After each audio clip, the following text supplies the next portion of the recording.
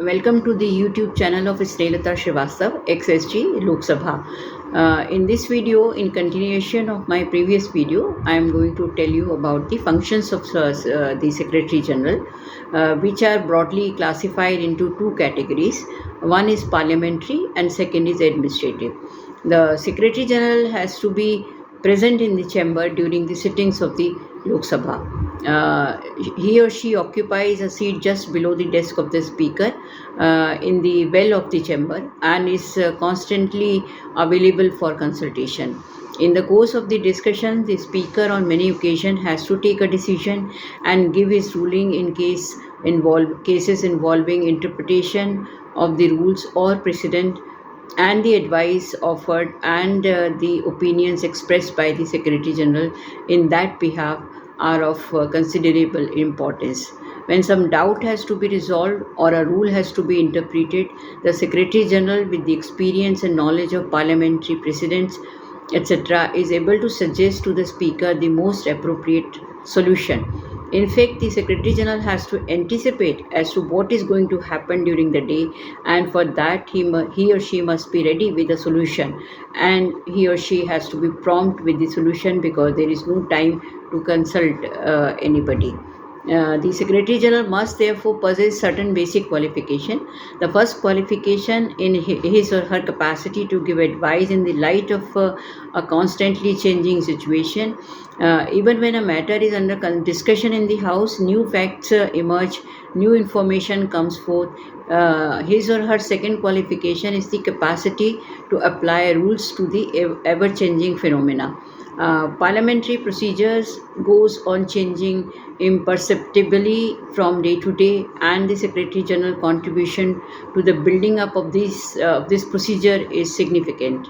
When the Secretary General goes to the Speaker to discuss certain matters with him or her, it very often happens that points of procedure are crystallized in a single word or observation made by the Speaker. In such cases, the Secretary General ensures that it is converted into a ruling and a procedure is set thereby. The duties of the Secretary General are of a difficult and delicate nature. He or she has not only to hold a balance between the government and the opposition, but he or she must also enjoy the confidence of both. The Secretary General's advice is available to all members, irrespective of party affiliations. The advice is full and frank and completely impartial. However, he or she never volunteers advice unless asked for. Some of his parliamentary duties are laid down in the rules, but many others are performed by practice and convention. The first business of the Secretary General is to issue on behalf of the President a summons to each member to attend a session of the House.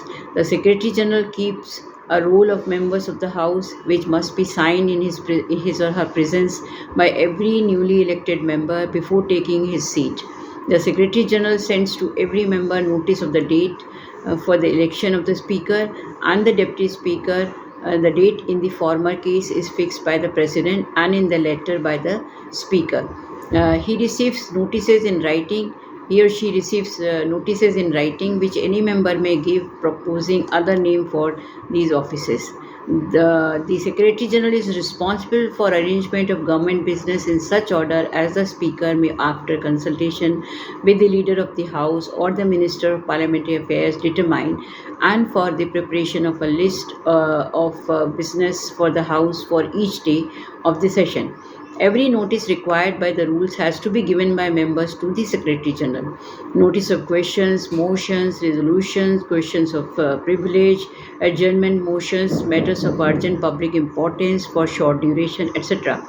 The Secretary General circulates to each member a copy of every list of business, bulletin, list of amendments, notice or other paper which is required by the rules to be made available for the use of member. On the occasion of the address by the President to both Houses of Parliament, Secretary General of both Houses receive the President on his arrival at the Parliament House and lead the presidential procession to the Central Hall. Other functionaries who receive the president and join the procession are the vice president, the prime minister, the speaker, and the minister of parliamentary affairs.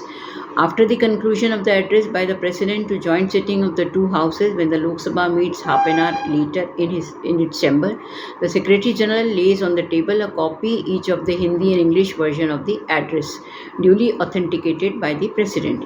This is done so that the address forms part of and is incorporated in the proceedings of the House.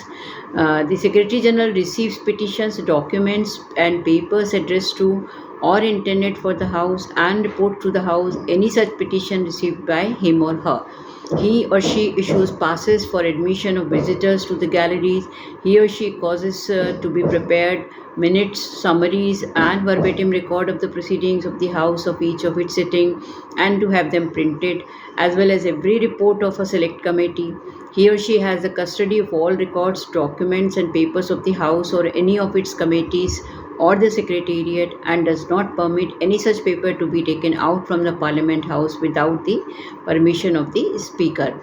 All communication from ministers and all suggestions, memoranda, and representation, etc., received from individuals or associations in respect of matter pending before a parliamentary committee are addressed to the Secretary General. Ordinarily, the report of a parliamentary committee is presented to the House, but in case a committee complete their report when the House is not in session, the chairperson of the committee may present it to the Speaker. In such a case, the report is presented to the House by the chairperson during the next session. But if the Lok Sabha is dissolved in the meantime, the report is laid by the Secretary General on the table of the new House at the first convenient opportunity. And while laying it, he or she makes a statement to the effect that the report was presented to the Speaker of the preceding Lok Sabha, and where it was ordered by the Speaker that the report be printed, published, or circulated. The Secretary General also reports that fact to the House. Any message from the Lok Sabha to be communicated to the Rajya Sabha is signed by the Secretary General, and on receipt of any message from Rajya Sabha, he or she reports to the House members. All bills to be transmitted or returned to the Rajya Sabha are certified by the Secretary General. In case of urgency, he also authenticates bills in the absence of the Speaker before these are presented to the President for assent. The Secretary General is empowered to fix the date and time of a sitting of a parliamentary committee if the chairperson of that committee is not readily available. So basically, all the works of the House and the Secretariat is done by the Secretary General. This is just I listed some important points. In my next video, I will tell the other works done by the Secretary General. Thank you.